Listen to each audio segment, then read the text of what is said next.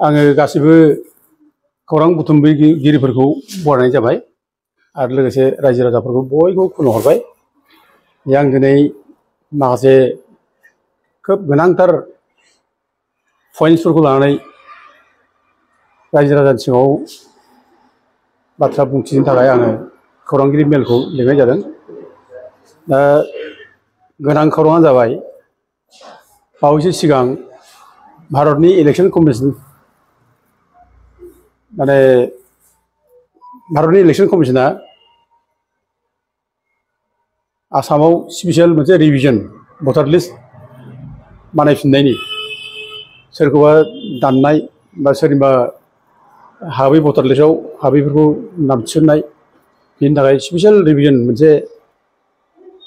फोसावथि हरदों। दा बे फोसावथिखौ जोङो बड'लेण्ड जनजाति सुरक्षा मन्चआ दुंब्रुद गोसोयै बरायदों आरो लोगोसे जोङो भारतनि इलेक्शन कमिसनारखौ जों खावलायहरदों जाहाथे बे स्पेसियेल रिभिजन जे जागोन आसामाव भटार लिस्ट सोदांनाय बेयाव जाहाथे बे ट्राइबेल बेल्टआव इसिबां जे नन प्रटेक्टेड क्लासनि मानसिफोर हाबनानै दं, इलिगेल भाबै हा आवग्रिनानै दङ, बिसोरनि नामखौ जाहाथे दानो, बिसोरखौ जाहाथे भटार लिस्टनिफ्राय आउट खालामो। जों बेनि थाखाय जों इलेक्शन कमिसनखौ जों रिकुवेस्ट खालामदों। जिहेतु जायफ्रा ट्राइबेल बेल्ट ब्लकआव थानो मोना, जाय सुबुंफ्रा ट्राइबेल बेल्ट ब्लकआव इलिगेल भाबै हाबनानै दं, बिसोर जिथु इनक्ल'जार्स बिसोर इलिगेल, बिसोरखौ बेयाव थानो होनो नाङा, बिसोरखौ होखारनांगौसो। आयेनाव रोखा रोखा दं, Assam land revenue regulation act 1886 आरो बिनि सोदांनाय 1947 बे हिसाबै जेसेबां बेल्ट ब्लकआव हाबनानै दं बिसोरखौ फुरन हरनायसो बाथ्रा रोखा दं। बेनिखायनो बिसोर जिथु बेल्ट ब्लकआव थानो मोननायनि जिथु अधिकार गैया, आयेनाव मोन्थाय गैया, बेनिखायनो बिसोरखौ भटार लिस्टआव नाम सोनानै इलेक्सन फाथियोब्ला बे इलेक्सना डेम'क्रेटिक जाया, बे आनडेम'क्रेटिक, बे इलिगेल बियो आरो ट्राइबेलफोरनि सायाव इनजास्टिस खालामनाय जायो, अन्याय खालामनाय जायो। बेनिखायनो डेम'क्रेटिखौ रैखा खालामनो थाखाय आरो ट्राइबेलफोरनि अधिकारखौ, ट्राइबेल मोन्थायखौ लाखिनो थाखाय जोङो भारतनि चिफ इलेक्शन कमिसनार बेनो जोङो डिमान्ड हरबाय। जोङो दाखालिसो नैबे सेन्टिनेल पेपार, बे सेन्टिनेल पेपारावनो आङो पेपारावबो रोखा रोखा लिरना होदों। बेखौ 6 नम्बर पेजाव गिदिर गिदिर हांखोजों लिरदों। नैबेयाव BGSM urges Election Commission of India to delete names of illegal encroachers in tribal areas। बेखौ होननानै गिदिर गिदिर पेपाराव लिरना होनाय जाबाय। आरो लोगोसे बे एखे पेपार स्टेटमेन्टखौनो नैबे आसामिया प्रतिदिन, बे असमिया प्रतिदिन पेपारनि 13 नम्बर पेजाव बेवबो गिदिर गिदिर लिरना होनाय जाबाय। बेयाव होदों ट्राइबेल बेल्ट ब्लकआव बेदखलकारि नाम भटार तालिकाफोरा कर्तनर दाबि। बे भटार तालिकानिफ्राय नामखौ दानजोबनांगौ, बिसोरखौ नामाव थिसननाङा, ओमफ्राय बिसोरखौ नाम दाननायनि उनावसो इलेक्सनखौ फाथिनांगौ। बे बाथ्राखौ जोङो स्टेटमेन्टआव होनाय जाबाय, पेपार स्टेटमेन्टआव। आरो बे अकल पेपार स्टेटमेन्टल' नङा, जों बेखौ अलरेडि भारतनि चिफ इलेक्शन कमिसनार बेनोबो जोङो मेम'रेन्डामखौ हरनाय जाबाय। बेखौ जोङो मेलबो खालामहरनाय जाबाय आरो जोङो बेखौ माबाजोंबो जों कुरियार सार्भिसजों हरनाय जाबाय। दा बे हिसाबै आरो बेजों लोगोसे आसामनि मानगोनां चिफ मिनिस्टार हेमन्त बिश्व शर्मानोबो जों हरनाय जाबाय, जाहाथे एसेबां ट्राइबेल बेल्ट ब्लकआव हाबनानै दं इलिगेल भाबै, बिसोर नामखौ जाहाथे थाबैनो कर्तन खालामो, दानो। जों बेखौ रिकुवेस्ट खालामनाय जाबाय। आरो बे बेल्ट ब्लकआव जायफ्रा इलिगेल भाबै हाबनानै दङ, बेयाव जों खुनु माबा मोनसे जाथिखौ जों मेनसन खालामाखै, बेयाव जाथिनि बाथ्रा गैया। जिखि जाथिया हाबाखै माने इलिगेल भाबै, जाय जाथिया थानो मोना, जाय हारिया ट्राइबेल बेल्ट ब्लकआव हाबनो मोना, बे हाबनो मोनै हारिफ्रा जुदि हाबनानै दंब्ला बिसोरखौ इमिडियेटलि बिसोरनि नामखौ कर्तन खालामनांगौ, दाननांगौ, बे दाबिखौ जों खालामदों। आरो बिसोरखौ दानागौमानि खुनु इलेक्सनखौ जाहोनो नाङा आरो इलेक्सन जायोब्ला इलिगेल अबैध जों बे बाथ्राखौ बुंनाय जादों आरो जों बेखौ लानानै जों दिनैनो बाथ्रा नङा जोङो 2016 जेब्ला भारतनि माने चिफ इलेक्सन कमिशनारा जोंनि आगोमा बर' फिसा मानब गेदेर हरिश चन्द्र ब्रह्मआ जायो हरिश चन्द्र ब्रह्मआ चिफ इलेक्सन कमिशनार जानाय समाव जों बिथांखौ दिल्लीयाव लोगो हमदों आरो दिल्लीयाव लोगो हमनानै जों बिथांखौ खावलायदोंमोन जे नोंथाङा बर' फिसा हिसाबै माने नोंथां थानायावनो जाहाथे बे हाबाखौ मावो बे ब्लकआव इसिबां इलिगेल भाबै हाबनानै दं बिसोरनि नामखौ कर्तन खालामो बे अर्डारखौ जाहाथे नोंथाङा होनानै गालाङो बे बाथ्राखौ जोङो बिथांखौ बुंदोंमोन दा बिथाङाबो बुंदोंमोन जोंनो खोथादोंमोन बिराद मोजां माने पइन्ट बियो बिराद मोजां इस्यु बियो जों बेखौ माने मावनांगौ बिराद मोजां खामानि मावदों बिसोरो दा जोंखौ बाख्नायदों आरो आइ उइल डु देट होनना बे बाथ्राखौ बे बुंदों आरोखि आं बेखौ मावगोन होनना बुंदों ओमफ्राय जेब्ला क'क्राझाराव फैयो बिथाङा क'क्राझाराव फैब्लाबो जों बिथांखौ लोगो हमदों सार्किट हाउसआव लोगो हमनानै जों बेखौ सेम दा बेखौ जोङो माने बिथांनि खाथियाव लाखिदों खिन्थु दुर्भाग्य जाबाय बिथाङा 3 मासल' समय दंमोन दा हास्लाबाखै बिथाङा दुखु फोरमायलांबाय जों सिगाङाव बुंलांबाय जे आं जोबोद माने खर्द जाबाय हास्लाबाखै आंखौ बेनि थाखाय निमाहा होदो थेवबो नोंसोर बेखौ नांबाय था बे बाथ्राखौ बुंबाय थादों दा बेनिखायनो दिनै जिहेतु भारतनि चिफ इलेक्सन कमिशना जिहेतु गोदानै मोनसे माने स्पेसियेल डिभिजननि जिहेतु डाइरेक्सन हरदों आसाम गभर्नमेन्टखौ जाहाथे आसामाव गोदानै माने भटार लिस्ट संशोधन खालामनायनि जानाखि डाइरेक्सन हरदों जों बेखौ बरायनायजों लोगोसे बेखौनो सुजुग लानानै जोंहाबो दिनै दाबि खालामो जिबां इलिगेल हाबनानै दं माने ट्राइबेल बेल्टआव बिसोरखौ गासिबो नामखौ दानजोबनांगौ आरो बिसोरनि नामखौ दानखांजोबनानैसो इलेक्सन फाथिनांगौ आरो लोगोसे जों दाबि खालामदों जे ट्राइबेल बेल्टनिफ्राय जिबां इलिगेल हाबनाय दं बिसोर होखारजोबनांगौ जों बेखौ दाबि खालामदों आरो जितु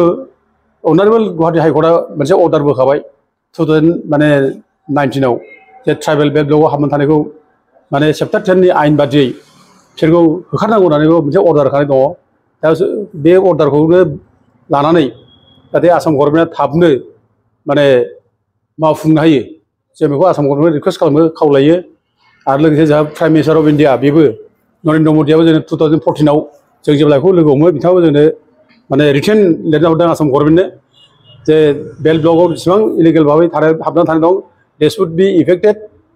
इमिडिएटलि and the land of the tribal people should be restored बेबायदि होननानै बिथाङा लिरना हरदों दा गथिखे जों बेखौ दिनै आरोबाव बे स्पिरिटखौ लाखिनानै जों दिनै प्रेस मिटनि गेजेरजों जों रायजो राजानो मिथिनाय जाबाय आरो लोगोसे जों आसाम सरकारखौ जों नारसिननाय जाबाय जाहाथे इमिडिएटलि जाहाथे बे जायनाखि स्पेसियेल डिभिजन जागोन भटार लिस्ट बे समाव जाहाथे ट्राइबेल बेल्टआव हाबनानै थानाय इलिगेल मानसिफोर जाहाथे भटार लिस्टखौ दानख'यो जों बेखौ आरो जों अनुरद खालामहरबावनाय जायो आरो लोगोसे बेजों लोगोसे आरो मोनसे स्पेसियेल माने रायजो राजाफोरनो मिथिहोनांगौ बाथ्राया जाहैबाय जे आसाम एसेम्ब्लिया नैबे गाबोन 25 तारिखनिफ्राय जागोन बेखौ हेमन्त बिश्व शर्माया बुंदों दा बे समावनो बिथाङा बुंदों जे 6 जनगोष्ठीखौ ट्राइबेल खालामनायनि प्रप'जाल बिथाङा लाबोगोन आरो बेखौ सावरायगोन होनना बुंदों बयबो माने एमएलए फोरजों मन्थ्रिफोरजों एसेम्ब्लियाव दा जों बेखौनो सुजुग लानानै जोङो खावलायदों जे जोंनि गासिबो ट्राइबेल एमएलए ट्राइबेल मन्थ्रिफोर दं इसिबां बिथांमोना ज' जानानै बे 6 जनगोष्ठीनि एसटि नागिरनायखौ जाहाथे स्ट्रंलि जाहाथे होबथायो स्ट्रंलि बादा होयो जों बेखौ जोंनि ट्राइबेल मन्थ्रि एमएलएफोरखौ जों खावलायो दा आं बेनि सोमोन्दैबो आं पेपाराव लिरना हरबाय पेपाराव लिरनानै बेबो नै पेपाराव रोखा रोखा ओंखारनाय जाबाय बे पेपारा गुवाहाटीनिफ्राय ओंखारनाय बियो गिदिर गिदिर होदों BGSM urges tribal ministers MLAs to oppose ST status for 6 groups 6 माने कमिउनिटिसनो जाहाथे ST status होनो नागिरब्ला बेखौ अपोज खालामो स्ट्रंलि बे प्रप'जालखौ जाहाथे आपत्ति खालामो बेखौ बुंनाय जादों आरो लोगोसे जुदि एसेम्ब्लियाव बे रोखोम गमामायैनो जुदि 6 जनगोष्ठीनो ST होनायनि माबा मोनसे प्रप'जाल लाबोयोब्ला बेखौ बड'लेण्ड जनजाति सुरक्षा मन्चआ अपोजल' खालामनाय नङा बेखौ सुप्रिम कर्टआव थांनानै केस होगोन होननानैबो जों बेखौ बेयाव वार्निं स्वरुपबो जों लिरना होनाय जाबाय बे पेपाराव दा बेजों लोगोसे आरोबाव जोङो बे एखे माबाखौनो लानानै दाबिखौनो लानानै जोङो आसामनि मानगोनां chief minister doctor Hemanta Biswa शर्मानो जोङो मेम'रेन्डाम हरनाय जाबावबाय जों मेल खालामना हरबाय बेखौ आरो कुरियार सार्भिसाव स्पिडआव जों हरनाय जाबाय दा बिथाङा बोथाय गाबोननो मोनहैगोन बेनिखायनो जोंनि दाबिया क्लियार जे 6 जनगोष्ठीखौ एसटि जाहोनो मोना 6 जनजाथिया एसटि जायोब्ला जोंनि थाखानाय एसटिफोरनि जिबां माने अधिकार दंमोन राइट दंमोन बे खर्तन जाजोबगोन जों जोबस्रांगोन जोंहा खुनु जेबो थानाय नङा जों सैन्य जागोन जोंनि प्रटेक्शननि थाखाय जोंनो साहिबफ्रा जेरोखोम आयेन बानायना गालांदों बे आयेनजोंसो जोङो दिनै ट्राइबेल नाम लानानै जोङो दिनै प्रटेक्शन मोनगासिनो दं एफा सुजुग सुबिदा मोनगासिनो दं आरो बेखौ जुदि जोङो मालायनो जुदि होनो नागिरोब्ला जोङो सेस जागोन बेनिखायनो जों जावले जावले जों बुंदों आगोलनिफ्रायनो बड'लेण्ड जनजाति सुरक्षा मन्चआ बे 6 जनगोष्ठीखौ एसटि जाहोआ जानो मोना जों बेखौ बुंबाय थादों अदेबानि जोङो मोनसे बिसास दं बे 6 जनगोष्ठीया एसटि जानायनि खुनु क्राइटेरिया गैया बिसोरखौ एसटि खालामनो हाया भारत संबिधानाबो बिसोरनो अधिकार होआखै मानोना भारत संबिधाननि जायनाखि 3666 साब क्लज 25 बेयाव रोखा लिरदों जाय ट्राइब्सफोरखौ ट्राइबेल खालामनाय जायो होनना बुंदों माने 342 आर्टिकेल बादियै ट्राइब्सफोरखौ ट्राइबेल खालामनाय जायो होनना बुंदों दा ट्राइब्स होनब्ला जों थागिबि फिसाफोर जाय माने एक्जिस्टिं माने 14 ट्राइबेल दं बिसोर ट्राइब्स बाखिफ्रा ट्राइब्स नङा आहमफ्राबो ट्राइब्स नङा बे जायगानि थागिबि फिसा नङा बिसोर बाहेरानिफ्राय फैनानै जोंनि रायजोखौ सेनानै थाफैनाय 1228 सनाव बिसोर थाफैदों बे जायगायाव गथिखे ट्राइब्स नङा बे जायगानि बिसोर एसटि जानो हाया आं बेखौ नैबे पेपाराव लिरदों आहमफ्रा ट्राइब्स नङा बे जायगानि बिसोर ट्राइबेल जानायनि क्लेम खालामनो हाया आरो जे ट्राइबेल लिडारफोरखौ जे वार्निं होदों बिसोरखौ आं बेखौ उल्था सोंखारिदों सोर बे आहमफ्रालाय बे जोंनि ट्राइबेल लिडारफोरखौ वार्निं होनो जोंखौ माने खुगा बन्द' खालामनानै जर जुलुमसो वार्निं होनानै माने ट्राइबेल जानो नागिरदों बिसोर बे जायगानि मानसि नङा जों असे फिसाफोरखौ दिनै वार्निं होनानै सोर बिसोरलाय आं दिनै बे बाथ्राखौ बेयाव लिरनाय जादों आरो बिनि बादै गुबुन गुबुन ट्राइब्सफोर दं जेनेबा गुबुन गुबुन जाथिफोर दं सावथालफोर दङ सावथालफोर बे जायगानि मानसि नङा बिसोर बाहेरनिफ्राय फैनाय ब्रिटिशफोर लाबोनाय बिसोर साहा मोनो खामानि मावनो थाखायसो बाहेरनिफ्राय फैनाय मानसिया ट्राइबेल जानो हाया आरो दिनै राजबंशी खोथा बुं राजबंशीयाबो दिनै बाहेरनिफ्राय माने वेस्ट बेंगलाव बिसोर एससिखा आरो बिसोर दिनै मिक्स कमिउनिटि दा दिनै बिसोर एसटि जानाय बिसोर क्राइटेरिया गैया आरो जेनेबानाखि माने मरान मथक बिसोरबो एसटि जाया आरो जेनाखि लुकुर कमिटिया माने कन्डिसन होनाय मोनबा क्राइटेरिया बे मोनबा क्राइटेरियाखौ फुलफिल खालामा बेनिखायनो बिसोर एसटि जानो हाया जोंहा बिसास दं बिसोर जाया हाजार नाजा जाया आरो अलरेडि माने आरजेआ बे 6 जनगोष्ठीखौ एसटि जानो मोना होननानैनो रिटार्न खालामखाबाय 8 बार माने रिटार्न खालामबाय दा गथिखे गोदानै बिसोर एसटि जाया जों बेखौ माने बिसास दं फोथायनाय दं दा थेवब्लाबो जों दिनै गभर्नमेन्टआ जिहेतु नारा नाथा नाजादोंब्ला राजनिथि भाबै बिसोरो माने जोंनि गेजेराव गुलाय गुजाय खालामनो नागिरनो हागौ बिसोरो दिनै 6 जनगोष्ठीखौ एसटि खालामनो नागिरनानै जोंखौ गुलाय गुजाय जोंनि गेजेराव दावराव दावसि खालामनो नागिरनांगौ बेजों सोंखारिलायनाय बायदिसिना दा गथिखे जों बेखौ जों सुजुग होनो नाङा दा जोंना स्ट्रेट जों एल' मेल' जानो नाङा बे 6 जनगोष्ठीखौ होयोब्ला थाखानाय एसटिआव खथि जानो नाङा होनलायनाय जोंनि दानि बर' आफादनि नेताफोर जों बे एकमत नङा जानो मोना एसटि जायोब्ला खथि जाखायो एसटि जायोब्ला बे खुनु केटेगरि माबा गैया एसटिआ एसटिखा दा गथिखे बेबायदि सोरबा बुंदोंब्ला जों बेखौ केयार खालामा डन्ट केयार जों खालामो एकेबारे स्ट्रेट जोङो 6 जनगोष्ठीखौ एसटि होनो मोना जों बेयाव स्टेन्ड लाखियो आरो बे जे जायनाखि जोंना आन्दलनकारिफोर ट्राइबेल संघ आन्दलनबो खालामो बिथांमोना बुंनाबो होयो जे माने बे मरान मथकनो होनायाव जों आपत्ति गैयाबो होनना बुंनो हायो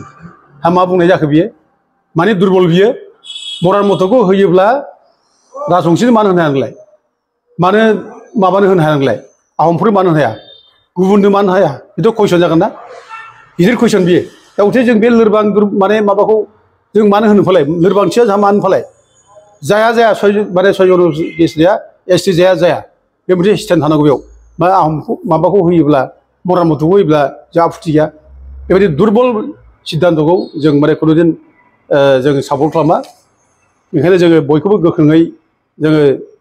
माने 6 जनगोष्ठीखौ एसटि जाहोआ जों बे डिसिजनखौ जों लाजानो लुयो आरो लोगोसे फैगौ एसेमब्लियाव जायनाखि मानगोनां माने चिफ मिनिस्टारा रायज्लायनो नागिरदों 6 जनगोष्ठीखौ एसटि होथावा बेनि सायाव जों जाहाथे जोंनि एमएलए मन्थ्रिफ्रा जाहाथे स्ट्रं रल लायो जों दा बिथांमोनखौ जों खावलायहरो आरो जोङो लोगोसे आरोबाव जों खावलायबावो बे ट्राइबेल संघआ जाहाथे माने बे नङै मानसिफोरा ट्राइबेल सार्टिफिकेट होनायखौ जाहाथे बन्द' खालामो दा नङै मानसिफोरनि सार्टिफिकेट बायदि जायो सरनायाफ्रा एसटि होनना बिथांमोना सार्टिफिकेट होदों बे माबाफ्रा बर्मनफ्रा एसटि ना बिसोर सार्टिफिकेट होबाय थायो दा बेखौ बन्द' खालाम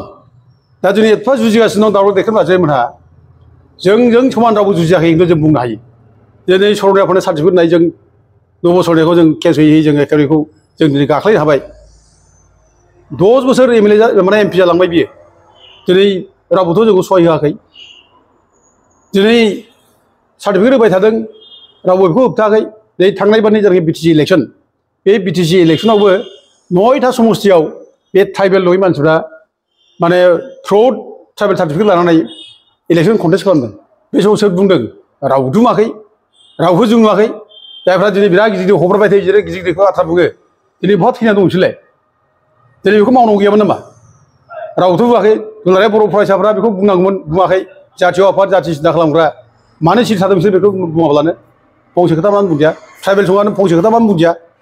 जोंथ' थाङै थाङै गिदिं गिदिं अफस खालामबाय थादों जों बेखौ आरो जों बिसोरनि गासैबो माबाखौ कास्ट सार्टिफिकेट जोङो बुथुमनानै जों दिनै कमप्लेन होनानै दोनदों बिसोरनि कास्ट सार्टिफिकेट माने माबा जायो इनभेलिड जायो जाहाथे फैगौ इलेक्सनफ्राव जाहाथे बिसोर कन्टेस्ट खालामनो हाया आरो गुबुन गुबुन माबाफ्राव सुबिदा सुबिदाफोर जाहाथे बिसोर लानो हाया जों बेनि थाखाय जों बिसोरनि माने कास्ट सार्टिफिकेटखौ इनभेलिड खालामनांगौ होननानै जोङो अलरेडि जोङो बेखौ लिरनानै हरनाय जाबाय दा आं लुबैदों बयबो जाहाथे गोख्रों जायो जों ट्राइबेलनि जोङो जायनाखि माबा रैखा कवच बे रैखा कवचखौ जों लाखिनांगोन आं बयखौ बयबो खावलायो